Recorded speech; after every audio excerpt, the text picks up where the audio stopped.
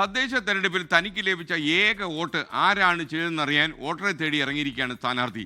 പത്തനംതിട്ട നഗരസഭയിലെ ചുരുളിക്കോട് 24-ാം വാർഡിൽ നിന്ന് മത്സരിച്ച എബ്രഹാം PS ആണ് തൻ്റെ ഏക വോട്ടറെ തേടി അലയുന്നത്. ഇതിന്നൊരു കാര്യം മനസ്സിലായല്ലോ, ഈ സ്ഥാനാർത്ഥി അദ്ദേഹത്തിന് വോട്ട് ചെയ്തിട്ടില്ല.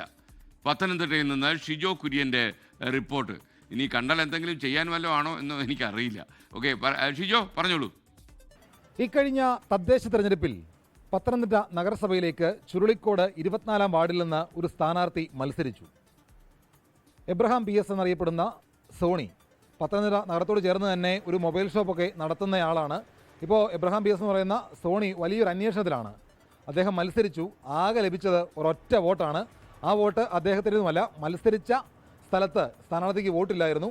അപ്പോൾ ഒരു വോട്ട് മാത്രമാണ് കിട്ടിയത്. തനിക്ക് ആരാണ് വോട്ട് ചെയ്തത് എന്നറിയാൻ വേണ്ടിയുള്ള വലിയ കൗതുകത്തിലും ആകാംക്ഷയിലും ആ വോട്ടറെ തപ്പി ഇങ്ങനെ നടക്കുകയാണ്. ഇപ്പോൾ ഞാൻ ആ സോണിച്ചൻ്റെ മൊബൈൽ ഷോപ്പിലാണുള്ളത്. സോണിച്ചൻ്റെ മൊബൈൽ ഷോപ്പിൽ ഇങ്ങനെ നല്ല ചിരിയോടുകൂടി ഒരു ആകാംക്ഷയോടുകൂടി നിൽക്കുകയാണ്. സോണിച്ചേട്ടാ, എന്തൊക്കെയാണ് വിശേഷം?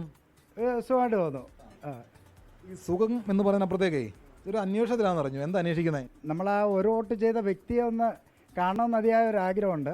അത് എന്തടിസ്ഥാനത്തിലാണ് അദ്ദേഹം വോട്ട് ചെയ്തതെന്ന് അത് അറിഞ്ഞാൽ നമ്മുടെ ഫ്യൂച്ചർ പ്ലാൻ ഒന്ന് വിപുലീകരിക്കാനുള്ള ഒരു ശ്രമത്തിൻ്റെ ഭാഗമാണ്.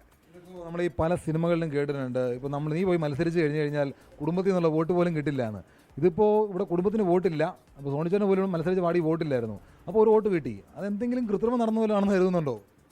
ഞാൻ ആദ്യം വിചാരിച്ചത്, സത്യം പറഞ്ഞാൽ ഞാൻ ഈ ഇലക്ഷന് ഒരു 200 വോട്ട് കിട്ടി ജയിക്കും എന്നുള്ള ഒരു കണക്കൂട്ടിൽ തന്നെയാണ് ഈ മത്സരത്തിന് മുന്നോട്ടിറങ്ങിയത്.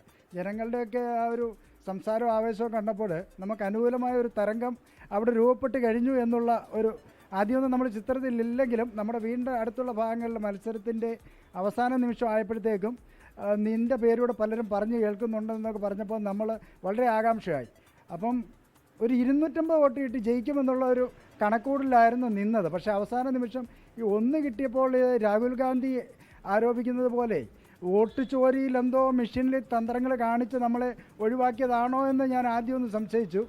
ജനങ്ങളോട് സംസാരിച്ചപ്പോഴാണ് ഇലക്ഷന് മത്സരിക്കുമ്പോൾ കുറേ തന്ത്രങ്ങളും കാര്യങ്ങളും ഉണ്ട്, ചിരിച്ച് കാണിക്കുന്നവരൊന്നും വോട്ട് തരത്തില്ല, അങ്ങനെ കുറേ കാര്യങ്ങൾ മനസ്സിലാക്കാൻ കഴിഞ്ഞു. അത് മനസ്സിലായി. അപ്പോൾ നമ്മുടെ 24 ചാനലിലൂടെ അപ്പോൾ ആ വോട്ടത് കാണുന്നുണ്ടെങ്കിൽ ഒന്ന് നമ്മുടെ കടയിലേക്ക് വരണം, എൻ്റെ മുമ്പിലേക്ക് ഒന്ന് പ്രത്യക്ഷപ്പെടണം എന്ന് അഭ്യർത്ഥിക്കുകയും ചെയ്യുന്നുണ്ടല്ലേ? അതുകൊണ്ട് എൻ്റെ വിനീതമായൊരു അഭ്യർത്ഥന, താങ്കളെ ഒരു വോട്ട് പോലും കൂടെ കിട്ടിയില്ലായിരുന്നെങ്കിൽ ചിലപ്പോൾ എനിക്ക് എണ്ണിച്ച് നിൽക്കാൻ പോലും പറ്റാത്ത ഒരു അവസ്ഥയിലായി പോയേനെ, ഞാൻ ഉരുണ്ട് വീടിൻ്റെ അവസ്ഥയിൽ വന്നേനെ.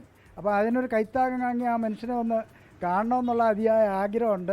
അപ്പം ആരാണ് ചെയ്തതെന്ന് ഉറപ്പിച്ച് പറയുന്ന എന്നെ പേഴ്സണലായിട്ട് വന്ന് കണ്ട് എന്നോടൊന്ന് പറയുകയാണെങ്കിൽ നമ്മുടെ മനസ്സിന് വലിയൊരു സന്തോഷമായിരുന്നു. അപ്പോൾ എന്തായാലും നമ്മളും സോണിച്ചാനൊപ്പം ആവശ്യപ്പെടുകയാണ്. സോണിച്ചാൻ്റെ വോട്ട് ചെയ്ത ആ വോട്ടർ പത്തനംതിട്ട ജില്ലയിലുള്ള ആരെങ്കിലും ഓടി വന്ന് ഇദ്ദേഹത്തെ ഒന്ന് കാണണം, ഒരുമിച്ചിരുന്ന് കട്ടൻ കാപ്പിയൊക്കെ കുടിച്ചങ്ങ് പോകാം എന്നുള്ളൊരു കാര്യങ്ങൾ കൂടിയാണ് സോണിച്ചാൻ പറയുന്നത്. പത്തനംതിട്ടയിൽ നിന്ന് സഞ്ജയ് ഇക്ബാലിനൊപ്പം ഷിജോ കുര്യൻ, 24. എന്തായാലും എനിക്കൊരു ആശ്വാസമായി. ഈ വോട്ട് ചെയ്ത വോട്ടറെ കൈകാര്യം ചെയ്യാൻ വേണ്ടിയല്ല അത് അന്വേഷിക്കുന്നത്, ഒരുമിച്ചിരുന്ന ഒരു കപ്പ് ചായ കുടിക്കാൻ. എന്നാൽ ഇവൻ കയറി എനിക്ക് വോട്ട് ചെയ്തല്ലോ എന്നൊരു മാനസികാവസ്ഥയും ഇല്ലാതില്ല എന്നാണ് ഞാൻ മനസ്സിലാക്കുന്നത്. ലോകത്തെവിടെയായാലും ഏത് സമയത്തും 24 വാർത്തകളും ഓഗ്മെന്റഡ് റിയാലിറ്റി പാക്കേജുകളും എക്സ്പ്ലെയിനറുകളും വിശദമായി കാണാൻ ഞങ്ങളുടെ യൂട്യൂബ് ചാനൽ നിങ്ങൾക്ക് സബ്സ്ക്രൈബ് ചെയ്യാം.